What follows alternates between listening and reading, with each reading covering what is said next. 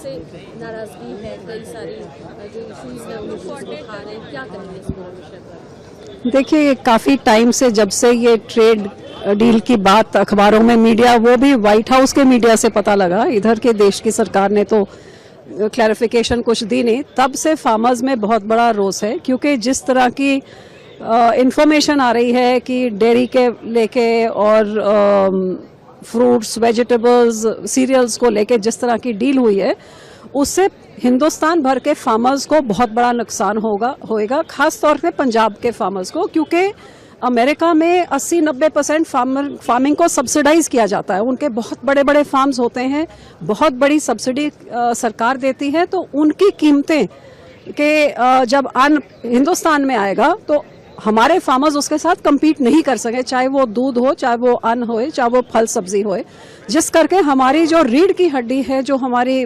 खेती बाड़ी, वो बिल्कुल तहस-नहस हो जाएगी। तो फार्मर्स में इसमें रोष भी है और डर भी है।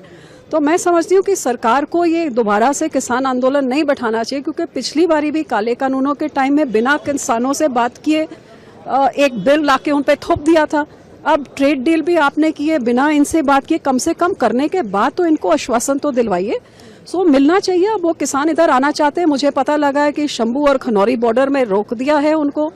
अब किसी से आप बात ना करें, उनकी समस्याओं के बारे में आप हल ना करें, उनको आश्वासन ना दे रहे, तो लोग फिर सड़कों में उतरेंगे। मैम, आज एनडीए पार्लियामेंट्री पार्टी मीट में प्राइम मिनिस्टर ने बताया कि किस तरीके से फ्रूटफुल रहा है और किसानों के साथ है, किसानों का हितकारी है ये। आप क्या कहेंगे? तो ये किसानों को कन्विंस करना पड़ेगा। अब आप पार्लियामेंट्री कमेटी में आप चंद आदमियों के साथ करें, तो आप किसानों के साथ करिए, क्योंकि आश्वासन तो उनको देना है। और जब तक वो नहीं होएगा तो किसान एजिटेट करेगा, जो उसके हित में है तो वो क्यों सड़क पे उतरेगा। वो किसान की आ गई दुर्दशा है, आ गई बुरी हालत है, उसकी इनकम डबल नहीं कर पाए हैं आप।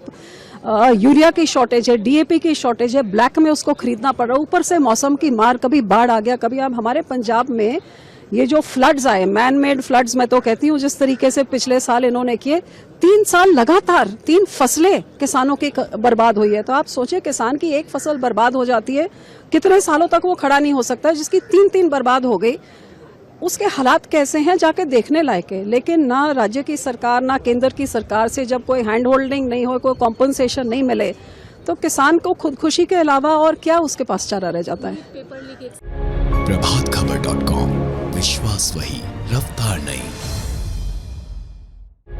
प्रभातखबर.com, विश्वास वही, रफ्तार नहीं। प्रभातखबर.com, विश्वास वही, रफ्तार नहीं।